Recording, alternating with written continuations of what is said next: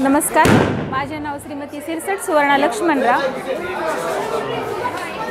मी साने गुरुजी निवासी विद्यालय केज येथून आलेले आहे। माझ्या शैक्षणिक साहित्याचं नाव आहे गणितीय शैक्षणिक साहित्य। मी रेग्युलरमध्ये वर्गामध्ये गणित हाच विषय शिकवते।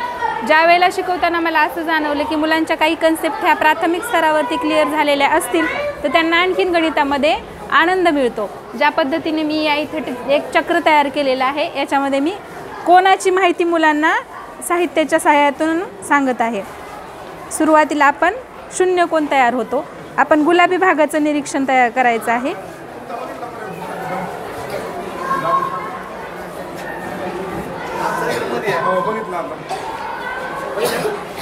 हा लघु कोण तयार झाला पिवळ्या रंगाचा। हा काटकोन तयार झाला। हा विशाल कोण तयार झाला। हा सरळ कोण तयार झाला। म्हणजे हे वेगवेगळ्या प्रकारचं साहित्य तयार केलेलं आहे। याच पद्धतीने मी पाव, पाऊण हा पण भाग मुलांना या चक्राच्या सहाय्याने सांगण्याचा प्रयत्न केलेला आहे। हा पाव, अर्धा,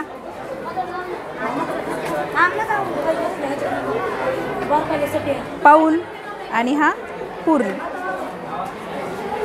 त्यानंतर इथं लसावीची संकल्पना मुलांना सांगण्याचा प्रयत्न केलेला आहे की लसावी म्हणजे लघुत्तम सामायिक विभाज्य। जेव्हा आपण लसावी सांगण्याचा प्रयत्न करतो तर मुलांना थोडंसं अवघड वाटतं। मग आपण खेळाच्या सहाय्याने जर सांगितलं मुलांना की बाबा 7चा आणि 8चा आपल्याला लसावी काढायचा असेल तर ह्या दोन संख्यांचा पाडा आपण इथं तयार केलेला आहे।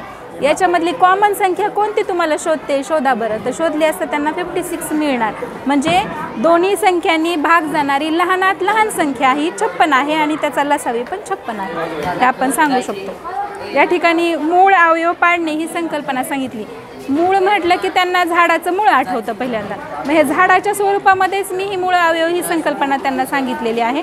तोपर्यंत त्या संख्येचे अवयव पाडत जा जोपर्यंत त्याचे दोन भाग किंवा विभाजन होत नाही। यामध्ये आपण 100 पर्यंतचं गणित उजळणी तर प्रत्येक विद्यार्थ्याला येतेच। त्याच जेव्हा आपण 100 पर्यंत उजळणी क्लिअर होते, समजा 3री 4थी पर्यंतच्या मुलांना आपण सहज सांगू शकतो की या प्रकारचे जर आपण शैक्षणिक साहित्याचा वापर केला तर हा आहे समसंख्यांचा चार्ट।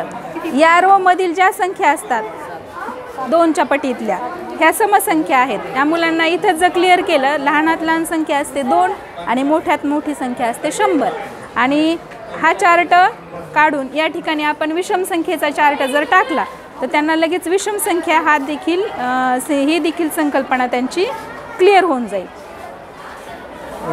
या पद्धतीने लहानात लहान 1, मोठ्यात मोठा 99।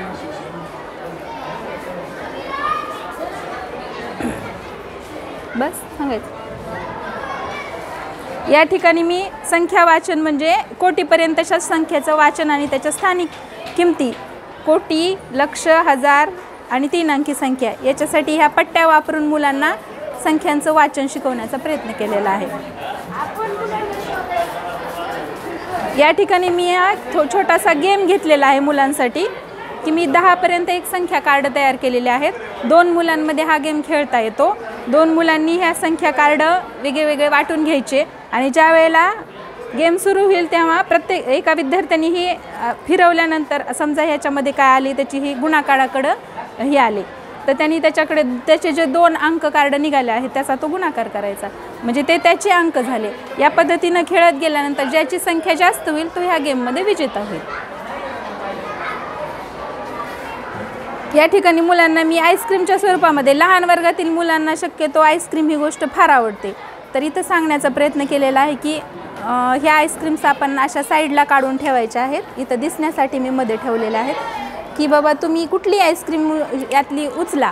आता याच्यामध्ये त्यांनी समजा ही उचलली तर किती स्टार आहेत मोज बरं। तितके स्टार झाले की ते त्यांनी त्या संख्येमध्ये ठेवण्याचा प्रयत्न करायचा। इथे आहे मागची संख्या आणि लगतची पुढची संख्या, दोन्ही एकाच चार्टमध्ये दाखवण्याचा प्रयत्न केलेला आहे। लगतची 5च्या लगतची मागची संख्या आहे 4, 25च्या लगतची आहे मागची 24 आणि इथं लगतची पुढची संख्या लगेच क्लिअर केलेली 9च्या पुढची आहे 10। या ठिकाणी बैजिक राशींची विस्तार सूत्रे मी चार्टच्या स्वरूपामध्ये मांडण्याचा प्रयत्न केलेला आहे। या ठिकाणी वर्ग आणि वर्गमूळ ही संकल्पना झाडाच्या स्वरूपामध्ये मुलांना सांगण्याचा प्रयत्न केलेला आहे।